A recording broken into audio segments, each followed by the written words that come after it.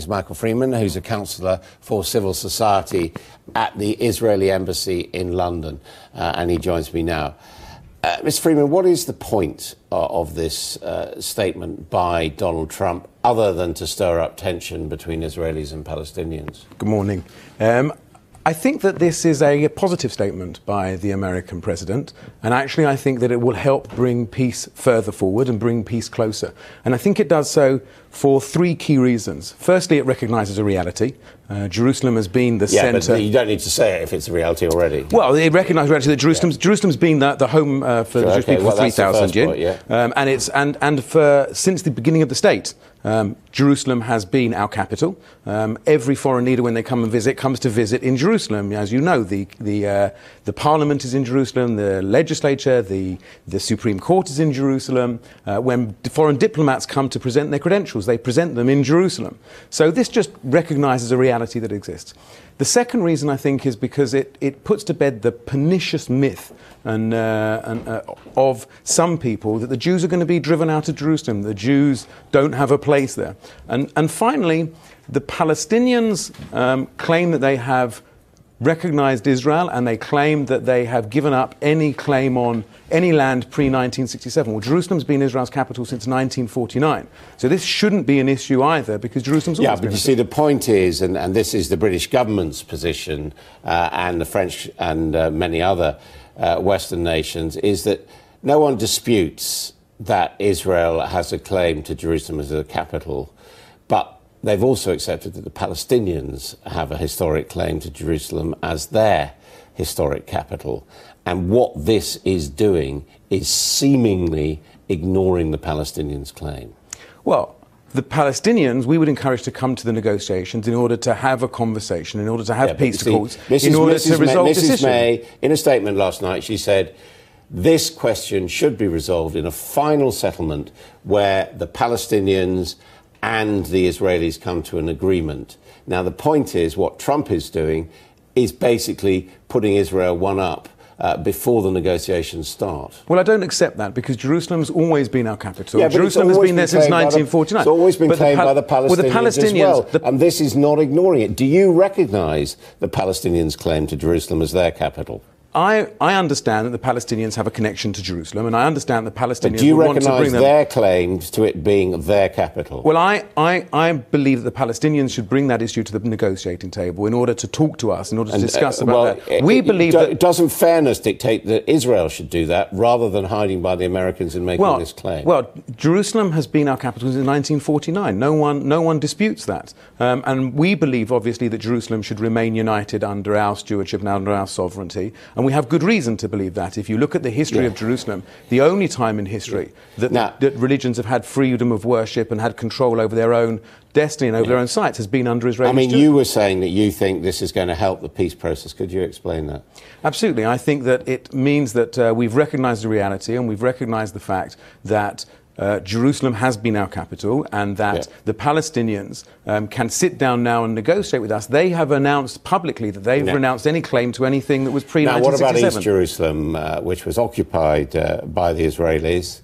And again, the world community, the United Nations, does not recognise that occupation, and yet anyone who goes to Jerusalem, I've been there myself, can see that Israel is in the process of cutting off parts of the city, of depopulating it of Palestinians and moving Jewish people in. What about that? Do you accept the international community's view that the Palestinians have a claim to East Jerusalem? Well, I think that when we look at the future of East Jerusalem, we should also ask the residents of East Jerusalem. The residents of East Jerusalem, all 200,000 of them... But if you're going through ethnic cleansing, moving people out of East Jerusalem and moving in Jewish people, then that's not relevant. Well, you know that's true. We're certainly not... Are Palestinians being moved out of homes in East Jerusalem by Israeli government? No, that's not true. That's not true. You deny that? Yeah, absolutely. Well, I think there's quite a lot of evidence that we are certainly not moving anybody out of East Jerusalem, and the Palestinians that are there, the East Jerusalem residents that are there, 200,000 of them, in poll after poll after poll, have been very, very clear that they would rather remain under Israeli sovereignty than any proposed Palestinian state.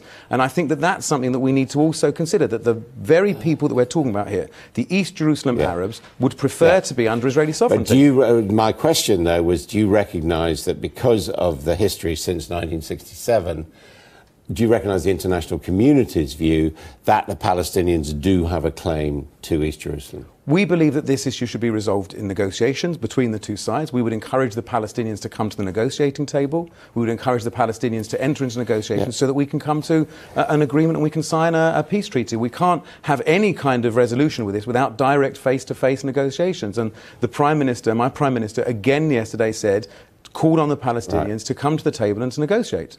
And does the current Israeli government, the Netanyahu government, accept the principle of a two-state solution?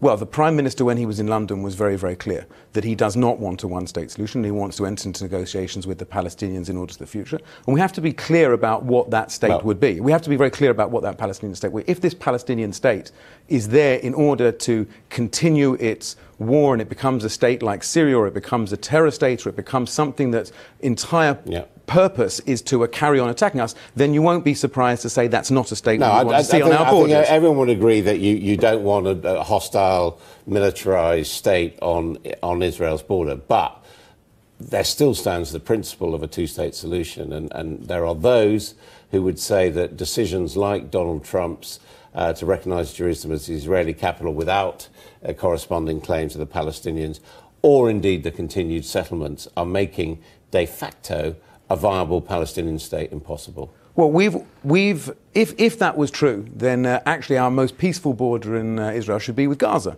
Because, as you know, we left Gaza to the 1967 borders. No. We withdrew every single settler and every single settlement, and we didn't get peace. Rather, we got violence and we got rockets and we got terrorism. But there's also clearly the issue is not here. An economic blockade on Gaza as well. It hasn't been possible for Gaza to operate as a viable state. It's not been an economic blockade. It's actually been been put in place in order after they've been firing the rockets. And actually, if you ask the Hamas leadership, Mohammed al-Zahar, who's their leader, was very, very clear recently, only a couple of months ago, said, if we wanted to be Singapore, we could have been. We've chosen the path of war against Israel. And that's not my words, that's the Hamas leadership's words. So they've made a conscious choice about the type of area they want to live in. Equally, the Hamas leadership have now made an accommodation with Fatah, so they're not necessarily aligned to those views. I mean, you can pick out very extreme views on both sides. Well, Hamas's charter is very clear. It calls for the total destruction of Israel. It calls for the death of all Jews. And actually, only last month, in part of this process, the Hamas leadership again made it very, very clear. And they stated they have got no interest in peace with Israel. Their only interest is to continue to destroy Israel. And this was since their so-called reconciliation. And their statements are very, very clear. But I do come back to my final question. I mean, I can appreciate that in this tug of war with the Palestinians, Israelis might recognise, some Israelis might welcome this decision. I just can't see how it's going to contribute to less tension in the region. Well, the vast majority of Israelis welcome this. The Labour Party in Israel and all the political parties in Israel have welcomed this decision because, as I said, it recognises a reality that since 1949, before 1967, before any of the borders, Israel has had Jerusalem as its capital, and there is no possible peace plan, no possible peace process that doesn't have Jerusalem as Israel's capital. Every peace process that's been proposed and every plan that's been proposed in the last 20, as you know, has had Jerusalem as Israel's capital. But it also recognises the Palestinians' rights as well. Anyway, Mr. Freeman, thank you very much indeed. We are hoping to speak later this hour to Ambassador Manuel Hassassian, who's the Palestinian representative in the United Kingdom.